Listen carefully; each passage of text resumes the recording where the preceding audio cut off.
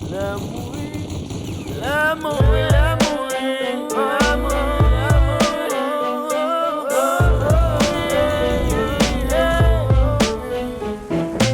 l'amour, voyons pas aller, moi, camper en photo, invisible, transformer, la souffrir. Ladies and gentlemen, we are today Friday, May 22nd, 2015, and thank you so much for the people who have subscribed to my channel, and thank you so much for the people who are watching this particular video. So today the topic discussion that we are going to address, it's in regard to the justice system in Haiti. On my platform, I have addressed so many times some of the things that are unfolding right in the United States of America. And I know that some people might feel like, well, of course there are so many crazy things that are happening in Haiti.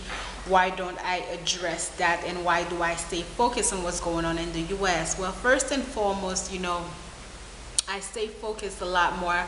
Not necessarily that I really stay focused, but given the fact that the United States always likes to portray the country as a country that is just, so it does do a certain things when this is a country where you expect the justice system to really work, and that they don't work. When it comes to Haiti, what I can really tell you is that there are no justice system in Haiti. Forget it. And I think I should stop it at that. I don't know, some of you may ask me, well, what do you mean there are no justice system? Everything is a mockery in Haiti. Anything that is related to government things and to it's just a mockery. There aren't any justice system in Haiti. If you happen to get yourself in trouble, if you don't have the connect to get yourself out of that trouble, then you are going to be in your trouble until you die, or until you have the kind of a money to get you out of that trouble. That's just the country that we live in Haiti, which is one of the primary things that what you don't want to do is get yourself into trouble in Haiti, because if you don't have the means and the connect to get you out of it, then you're doomed.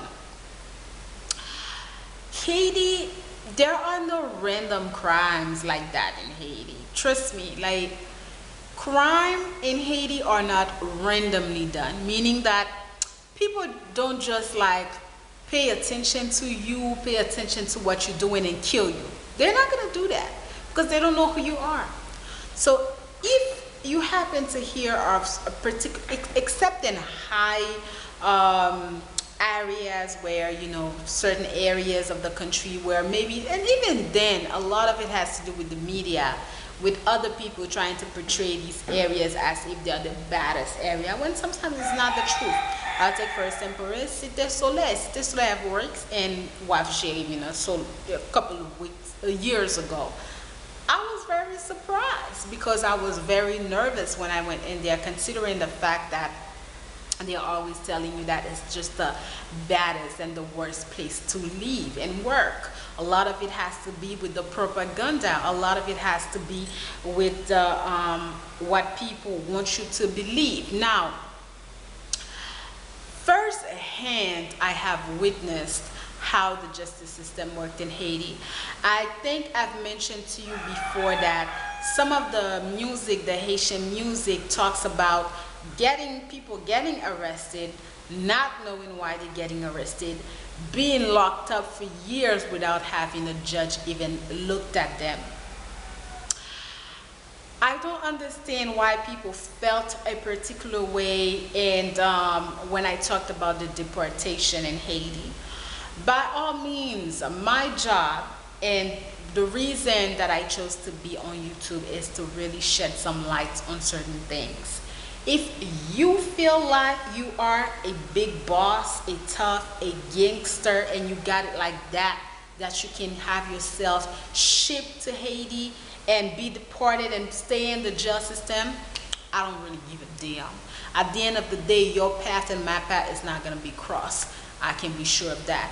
But what I will always make sure is to enlighten the young people who are thinking that they are gangsters, and they get themselves all wrapped up into some type of mess, and have themselves being come here and deported and thinking that it's gravy. It's not gravy.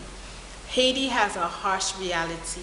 I try to portray the good thing about the island because, you know, so many bad things are happening. But what you need to understand about the justice system is that 90% of the cops aren't getting paid. The salary of a cop is not good in Haiti. That's one thing, meaning that there isn't really a high salary for a cop in Haiti. The second thing that you have to take into consideration is that cops in Haiti, they can wait a very, very long time before they actually see that money. So what you have people who are supposedly cops, and they are frustrated, they are angry, they are upset. So 90% of these cops are also crooked, meaning they dip their hands into other things to make money. That's just the way it is. I have a totally different approach when I'm dealing with criminals in Haiti, and if I'm looking at criminals in, you know, a country such maybe the United States. Why? It's not like I'm softer with people committing crimes in Haiti. I see what living in Haiti constitutes of. You don't make what you spend in Haiti. Getting yourself dressed up costs a lot of money in Haiti. There is no job market in Haiti. So all of these attributes to high crime. When you're looking at a young man, he has no option. He wants to eat. He wants to have a little girlfriend, a boo. The women in Haiti, if you can't spend for them, they're not even going to give you the time of the day. So a lot of times these young men, they convert themselves and they become thugs. They become people who do certain things to look good, to dress good. Haiti doesn't give anybody any opportunity. How can you tell me that you are training your officers, but the gang members have more guns and better guns than the officers? You understand what I mean? It's dangerous for these officers, the kind of job that they're doing here in Haiti. Because of that, there is no such thing as community policy. What you're seeing on the street and what you're seeing, the cops, the way they're acting, let's talk about the US since that's where they've been going crazy. In Haiti, it's an everyday thing, okay? You get in trouble with these motherfuckers, they will beat the fucking life out of you. They will beat you down. I've seen officers pull out guns and bracking guns on people on these streets for no other reason than they telling you to stop and you did not want to stop. They don't play that shit with people in Haiti. You fucked up, they'll kill you. And the worst thing is, like, they don't really care. They'll beat you up, okay? They will beat you up. I'm talking about savage you. If you go to jail in Haiti, oh my God. If you don't have the connect, if you don't have the contact, you are going to be rotten before you even see the daylight. The justice system is non-existent in Haiti. It's non-existent. You know, if someone does something to you, if you have the balls to retaliate, then you're just gonna have to retaliate on your own. That's just the way it is. There is no such thing. Everybody is crooked. I'm talking about the judges, the majority of the lawyers, not all of them. And when I say the judges, you know, I'm looking at it at a broader prospect. Of course, not everyone is crooked, but the majority of them are crooked. If you get yourself into trouble, the amount of money that you are going to spend on yourself is going to be ridiculous. And I'm not telling you this based on what I'm seeing. I'm telling you this based on experience. Because I had 2 different cases where people got themselves in trouble, and I saw to the extent that family members and sometimes myself, because there was a particular situation with one of the girls when I used to work at this women's group, and she got herself into trouble. She was only 20 years old, right? And my heart, I just could not. When I heard, they called me in the middle of the night to let me know what had happened. And then when they told me this, I called the people that I used to, volunteer with, and the situation was that they can build a case on you so fast and so quickly. See, when they saw that we were backing up this girl, and that I had called an amazing lawyer friend of mine, like such an amazing lawyer friend of mine who carries a lot of weight on her. But you know what they did? When they saw that we were backing up this girl, they smelled money. So they started to build the case on her, because she's just a girl, a beautiful girl from humble beginning. Her mother is just going to the marketplace, and then, young girl, she was like, what? She was, Fabi was what, 17? So, wanted to look good, hanging out with friends. I mean, what I can tell you guys is, if you are watching my video, and I see a couple of young Haitian people, Haitian American people coming to Haiti. Be careful who you befriend, okay? Even if you are a girl, if you are a guy, be careful who you befriend. There is this one young man, he's about my age, and we used to work together. He's been coming to Haiti a lot. Like, I know that because I see his posts, and when he comes to Haiti, he's always fly. I see him, he's buying like all these drinks, and then all his clothes is Coach, and I'm like, I wish I could tell him, slow down, don't be so flamboyant, don't be showing off like that. You don't know people like that. Like, I wish I could tell him that in my own ways, but I don't know, some people, I don't want to say some people have to look to, because he does listen to me.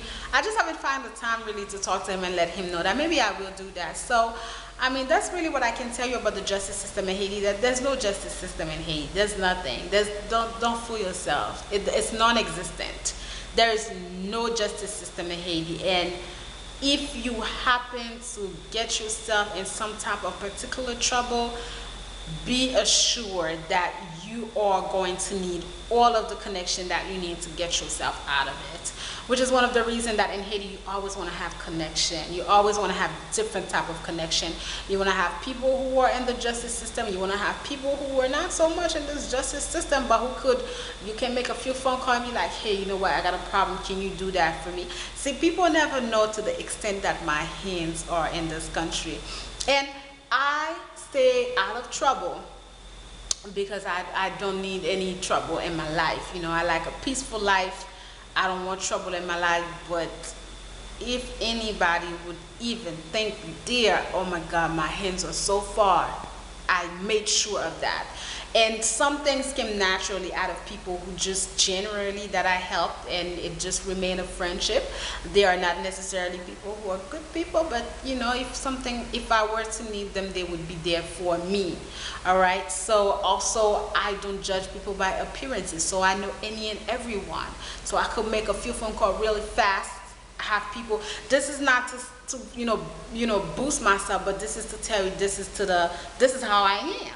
So certain things I will get myself out of it, and I don't want people to mess with me like that, and I don't let people mess with me, and I'm always very polite anyways, so what kind of trouble am I gonna really get in? I don't hang out with people, I don't let people know my business, my parents don't have weird friends, I don't date weird people, I come across some people who are not so much in the good lane, and we remain friends, because the thing is, like, I can't hold anybody accountable for the way they bring money in this country. It's a hard country, damn it. Like myself, with seeing, you see like the leverage and supposedly all that I have to bring and all that I have to offer, and it's not easy to bring the income that I would wish to bring. So I can't really knock somebody down if they're doing something.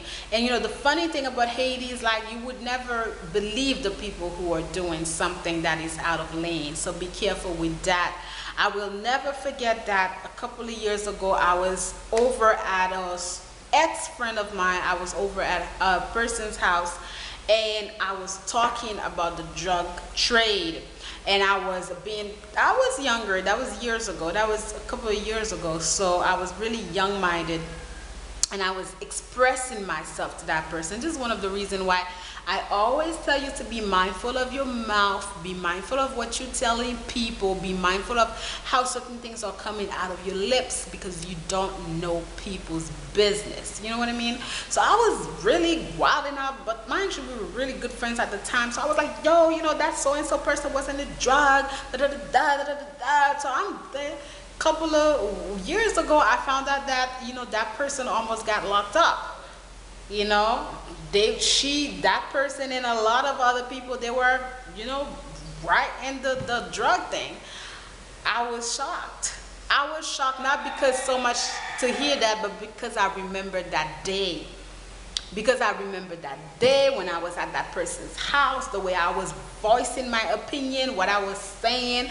Everybody doesn't have the same background as you. You may be able to get a couple of dollars coming in legit. Some people may not know how to make that money legit, and they're stranded. But you have to understand that Haiti is a country that works a lot with appearances. I've told you that they call it the poorest country on the hemisphere, but if you want to see the latest fashion, the latest car, come to Haiti, because you don't know, these people, they will do any and everything to have the latest phone, to have their nails looking all nice. Okay, let me give you a little story. So this girl, I was going, that was like 2 years, about two years ago, I was going, about 3 years ago, the second time that I was going away to the south side of Haiti.